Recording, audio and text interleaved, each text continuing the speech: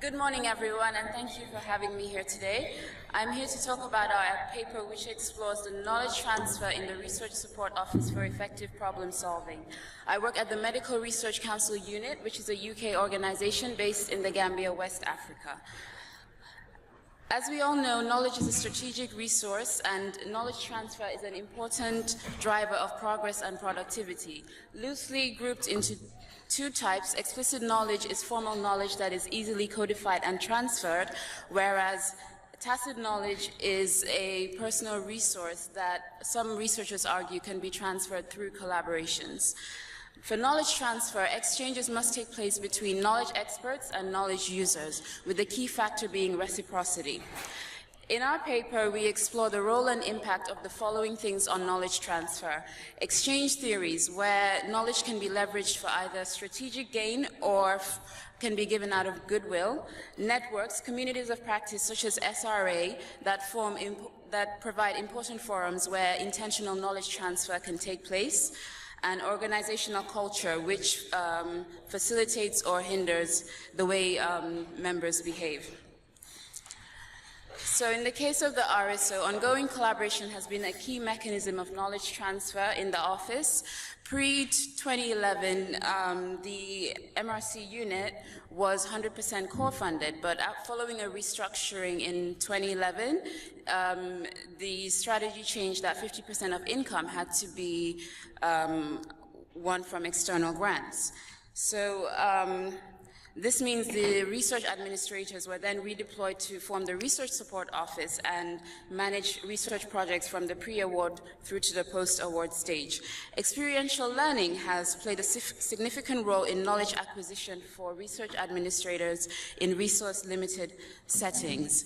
And in the RSO, this bespoke network structure has been very important for problem solving. An example I can give is where we recently acquired and repurposed a 20-foot container in a health center in order to create office space to recruit for clinical trials. So some of the methods used in the office for knowledge transfer are listed here.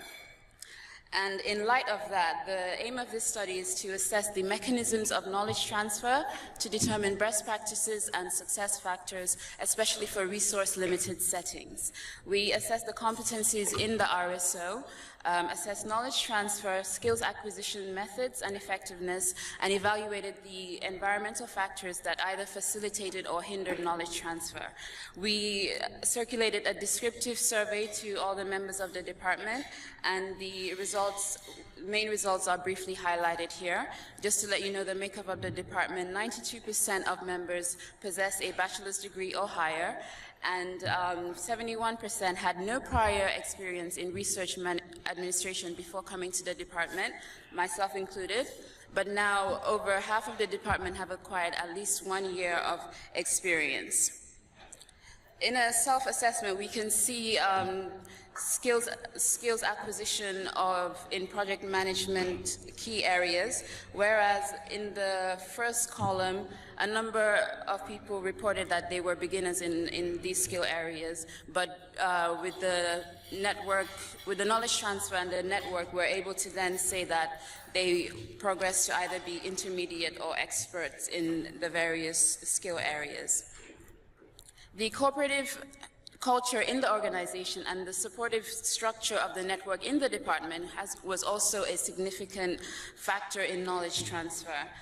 Daily interaction is something reported by all members, and knowledge experts demonstrated a willingness to share knowledge with knowledge users, and in this way we've been able to have many problem-solving discussions and forums. We have spontaneous problem-solving discussions in the open area of the office or one-to-one as necessary.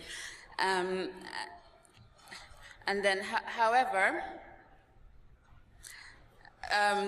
the dependence on the tacit knowledge of others to solve complex problems pose a risk to service delivery. The reason being that should experts leave the network, this will potentially create knowledge gaps when it's time to solve complex problems. In light of this, we developed this knowledge transfer framework, which is not as complicated as it looks. This framework is greatly influenced by collaboration, coordination, and networks in the 4 areas highlighted in the circle. If you look towards the middle of the diagram where there are asterisks, we envisage that these specific linkages will enable intentional tacit knowledge transfer, and this would be facilitated by the flexible learning structures in the environment at the department level, at the organization level, and also the external environment, because we work in a very dynamic environment.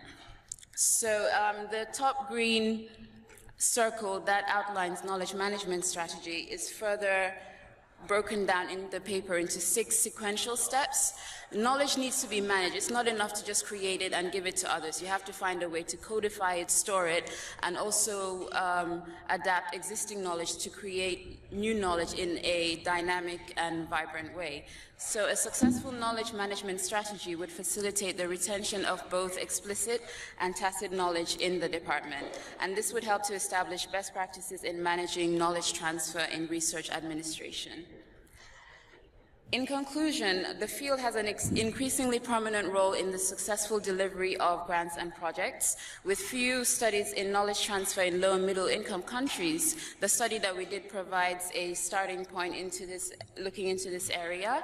In such settings, the ever-present challenges require an adaptable department with flexible learning structures, and we hope that this knowledge would be useful to the young research management profession that is gaining traction in developing countries, enabling our institution and others like it in low middle income countries insights into strategically managing knowledge to better itself.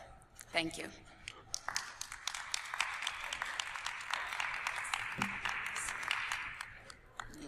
There's another one.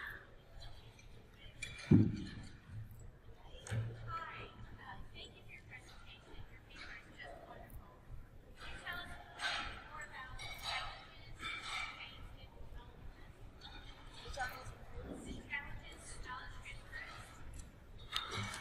and the challenges we face, when we were looking at the paper, we found that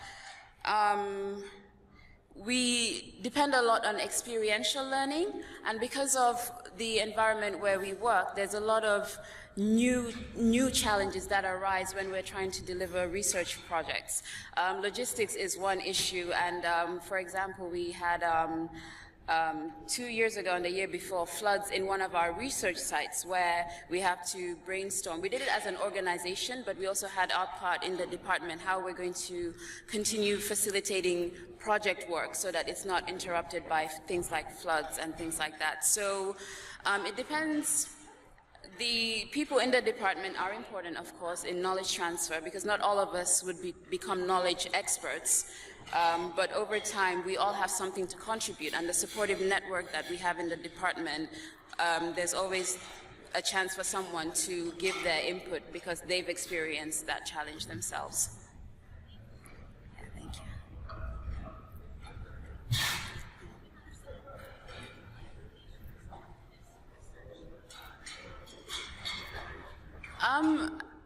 As I briefly mentioned, that we do use a lot of experiential learning, and now we're trying to, as outlined in the knowledge management strategy, that we're trying to find ways to capture the lessons we've learned from the projects that we have. As part of project management, you do document that, but we've done like a SWOT analysis, if you like. How can we use some of these knowledge and apply it more actively? Because when new people come, we don't want them to experience some of the easily solvable problems that some of us have been through. So we do have